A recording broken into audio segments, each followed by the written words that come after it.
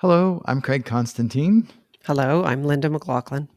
Linda is the host and creative spark behind a podcast called The Arena. And we're going to also put more information inside the podcaster community. So if you're listening and any of this interests you, you can reach out to Linda, or you can, of course, reach out to me by heading over to forum.podcaster.community. Let's just dive right in. Linda and I talked a little bit before we started, and I think the thread I want to pull on is related to storytelling. And I'm curious about what you've learned. You mentioned that the learning about how to tell stories, how to use storytelling to draw in the listener, that's what's kind of really drawn your interest with podcasting. So what are your thoughts on some things that jump out at you about storytelling that you didn't realize when you started the arena? I think what interests me and continues to fascinate me is that I ask basically the same questions, but the story that comes out is always quite different. And in creating the podcast originally, I hadn't necessarily decided that I was going to stick with the same questions, but that is the way it went. And it felt like it gave it a good backbone around which I could then find other questions to ask and build it out. But what really became and has become important to me is making sure that I'm telling a story that is compelling for the listener to follow, and following kind of a pretty classic story arc that Bernadette Jiwa has offered through the Story Skills workshop. And that was a great companion workshop for me, especially in the middle of podcasting, of like understanding and getting that story or that narrative structure into the podcast. How far into your personal podcasting journey were you when, I'm going to say, you had the aha about story? Like, how far had you gone before you realized that you wanted to pay more attention to storytelling? I think it was a few months into, let's say a couple of months into the actual podcasting workshop that I also began the storytelling workshop, because you can't do one akimbo workshop. Right? Exactly. You can't do one at a time. You have to do multiples. So it really, I think, just helped support everything that Seth and Alex were talking about. And for me, it was like, how am I going to communicate this stuff? How am I going to tell these stories in a helpful way? And so creating that, like I say, that backbone or that narrative arc was really, really helpful for me. Do you find that you're able to, I'm guessing you have like a seed idea for the episode. You're like, okay, I want to talk about this. And then based on what you're saying about story structure, you come up with some sort of story arc. So you have an idea of what the show, that particular episode would be. And how much are you finding that it changes? So is your initial drafting architecture, does that play out, or does it frequently come out completely different?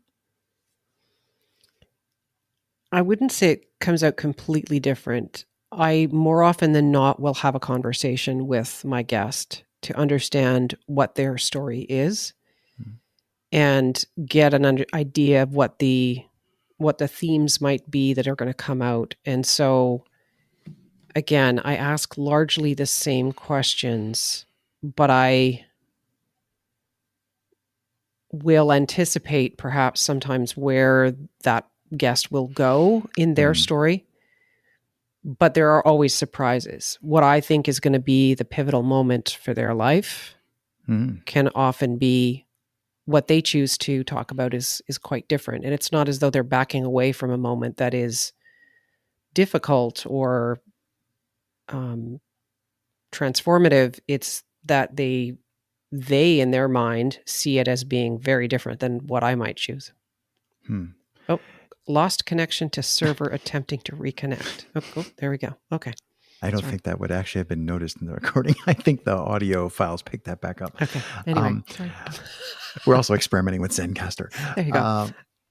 What I wanted to ask off of what you were just saying is, do you think that they so I'm thinking of the guests.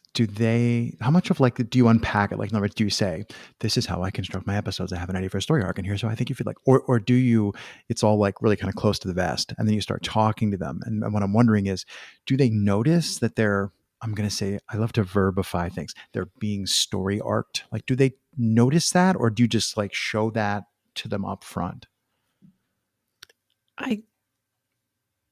Some of them certainly listen to other episodes. So they may be aware of the fact that, okay, I know you're going to ask me this question or that question, but I think there's still a level of surprise as to how it takes them. I mean, I kind of see it as Like in the moment, how it yeah, takes them. yeah, and where it takes them, and sometimes I'll ask another question that will sort of take them further into the story, but the sort of key questions are pretty much all the same. Do you post edit a lot? Like, do you find that you're just coming in like a surgeon and just trimming out things to make the whole piece tighter, or do you find that I captured a pretty good story, but with a bunch of additional work, you can editorially make it be really good? Like, how much do you feel like you have to get in there, into the nuts and bolts after the fact? It really depends on the person and their storytelling style. How tangential we get. Mm, So some of them, it's like a chainsaw that you have to go in, with a chainsaw mhm, first, and that's kind of the first edit. Um, and then subsequent edits might be a little more surgical, but I do a lot of editing. I would mm. say I do a fair amount of editing, and that is perhaps my lack of skill in terms of interviewing at this stage. I think I'd push back on lack of skill. My thought was I normally do in my primary podcast project, I do long conversations that are like an hour and a half. Sometimes we record more than 2 hours with the guests that we're talking with. And I'm not actually trying to create a story afterwards. So I have the luxury of, it's like, well, the third time we made a joke about the parrot in the room, we could just cut that out. Like, so, I mean, I go in and we remove things. Um, but I think I'm maybe being lazy or taking the easy way out by not really attempting to craft a story arc out of it. There's probably something to be said for both style. I'm not saying, I should do it your way, because I don't know. I don't know if I had that much that much energy in me. Um, can you think of some? Not quite sure how to word this question. So you overhear people talking about your podcast, you're like, conversation somewhere, and off to the side, somebody's talking about the arena. What other podcasts would you like to hear them, talk about right before they say, "Oh, you hear three, this one, that one, and the arena are really cool"? Like, what kind of circles would you want to be thrown in with in other podcasts? I love On Being. Mm-hmm. Krista Tippett is an amazing interviewer. Um, I suppose from a coaching standpoint, although it's such a different thing, Brene Brown, I guess, Mm-hmm. because she's I've read the complete works of Brene Brown, and it was an inspiration for the arena. Um, I don't know. I have a really broad cross section of, um, Of tastes, yeah. I yeah. mean, I listen to a really broad cross section of stuff. So Simon Sinek is somebody else whose podcast I quite enjoy, and it's in kind of a similar genre, if you That's what will. I But was fishing for. Is like, mm, what, if you think of, and no, there's no such thing as pigeonholing, but like if we stick you in the structured as story arc podcasts, and what other ones jump out? And um, the Krista Tippett's On Being, sorry, brain slip. On Being is, I would say it's not, even if you listen to the edited one, it's not really a storytelling. I mean, she's mm-mm, clearly done a ton of work and she clearly knows how to coordinate and organize and, let's go for a stroll, but she knows where she's going and she has mm-hmm, ideas about where she hopes mm-hmm, that they go. mm-hmm. But it's not really story driven. And that's what I was looking for. And so Simon Sinek is one. You don't happen to remember the name of the title of it, do you? It's, Uh, uh, people can find it by just search for Simon Sinek. Sinek, I think it is. It's all right. I'm We'll throw it in the Positivity, forum. optimism, a bit of optimism. A bit That's of what it's called. optimism. Just because I'm thinking if people find, like, obviously today we're talking about storytelling and story arc, and if people find that interesting, I always love when people can go off on tangents of like go deeper on something or follow up with you and ask a question or say, hey, I'm interested in being on your show or whatever. And that's one of the things I want to do. We're in this series of episodes that we're recording this particular podcast. I want to talk a lot about meta. So storytelling and story arc is Mm-hmm. what we're on today. Um, The other give you person, sorry to interrupt, no would no be Jewel Kachera, who Hmm. it was in Pod 6 as well. And she has a similar thing where she has a kind of a formula in terms of how she walks her guest through their story. But the questions are very different, but it's a great, and you anticipate it as it goes along, that you anticipate, okay, what is it going to be? What is the hard time and what is the hope? And, kind of the way she structures it, I think is really great. Interesting. I know that you're also coaching for and I always pause because it used to be called the Podcasting Fellowship. Now it's called the Podcast Workshop. Is that what it is? Mm-hmm. Podcasting Workshop. Mm-hmm. So that's like, I know what I'm talking about, but I'm like, which name is it? So anyway, I What's know you're coaching in that. And it seems to me there's an interesting opportunity here to ask you about the people who are coming in, by the hundreds to learn to podcast. Um, I know the course material doesn't really get into how to build your actual episode. It leaves it up to the students. So you're building, poetry reading, are you doing interviews? What are you doing? Are you seeing students who sort of kind of get into a stream together where they're using storytelling? Or do you think storytelling is something that it's a little harder to discover on your own and you kind of need to be like, have somebody teach you how to use storytelling? Just wondering, because you have a unique perspective, having seen a lot of people learn the podcast and being involved in the coaching of that course. Mm-hmm.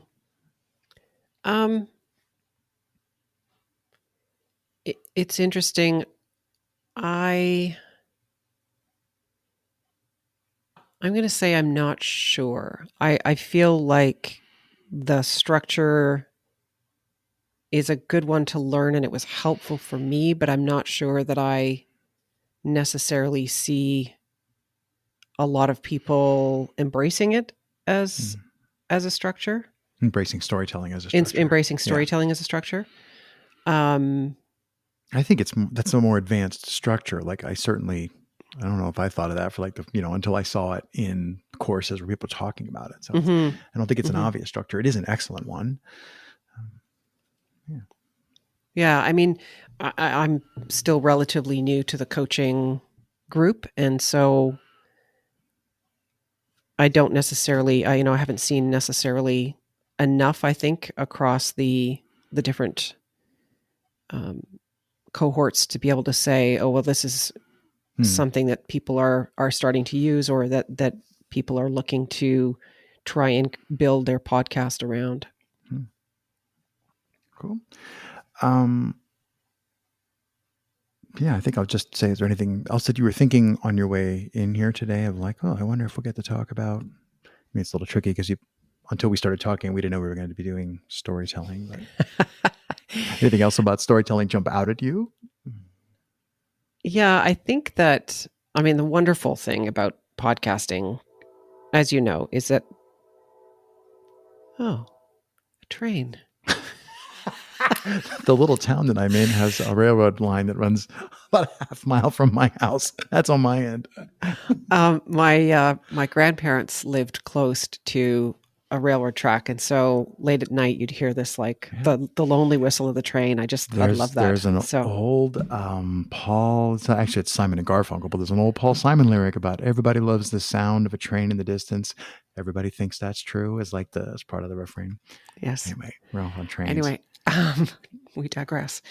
But you know what? I actually love the fact that there was that interruption, because sometimes it's such a great thing. I think in some ways we get really focused on, oh my God, we've got to have this pristine sound. Mm-hmm. And every once in a while, there's sort of this random thing that happens. I was listening to Carol Bluesweiss's podcast, Wisdom Shared, and she was interviewing this young woman, and all of a sudden there was this like argument that was happening in the background. You know, mom and like dad and daughter or something was having this like heated discussion, and Carol just dealt with it so well, and she kept it in. And I think that there's a realness, there's a humanity that one can allow to come into the podcast that, from a storytelling standpoint, it I don't know, somehow elevates and humanizes the person that you're interviewing when there's that kind of random, the dog comes in and barks or, you know, something. Right. And or you hear bumps and sounds or coffee or Yeah. My brother started, I was talking to him the other day, and he started playing with the folding charger for his iPhone or something. Like we just nervously started, and I was like, what are you doing? What is that noise? What is that noise? Anyway, so I guess the thing about podcasting, which is such a wonderful thing, is that there are no rules. And so being able to just be in a creative mindset, tell the story you want to tell, share the stories or the information that is important for you to share with the world, and be creative with it, concerning yourself with the rules. And as much as I've talked about having a story arc and having a story structure, within that, there is an enormous amount of freedom. Yes. And so, as you know, whether you're a dancer or a musician or whatever, and you want to create restrictions can sometimes create opportunities. Right. You know, you say to a dancer, you've got an 8x8 foot square that you have to dance on, and if you have to create, and you give 7 different artists that same restriction, the possibilities are amazing of what they would come up with. So I just think that take the restrictions, take the goals, and make them your own, and just go with that moment of creativity, and concern yourself less with what others are doing. Be aware of it, explore, steal like an artist, but also allow your creative juices to flow and really just put out in the world what you most want to be able to do, because it is one of the most unrestricted areas of creativity right now that gives you license to put it out in the world without any sort of restrictions, other than obviously you've got to pay for a few things to make it happen. But, you know, anyway. It's terrific. I think one of the hardest parts of podcasting is, what do you say after somebody else says something awesome and I want to just press stop? Mic drop. Yeah, mic drop. Except no, I'm not dropping my good mic. But exactly. No, I think you're right on. You're spot on with those insights, and that's what I want to end on, is that great thing. So if you're listening, press rewind. You can back up 40, 50, 60 seconds and listen again. Please come find us inside the podcaster community. Catch up with Linda. She's easy to talk to, like, podcast wise, and also just via messaging. And unless you have anything else you want to end with, I think we'll stop there. Sounds great. Thanks for the opportunity. No, thanks for showing up and being the first guinea pig. Thanks, Linda. Bye. Okay, bye.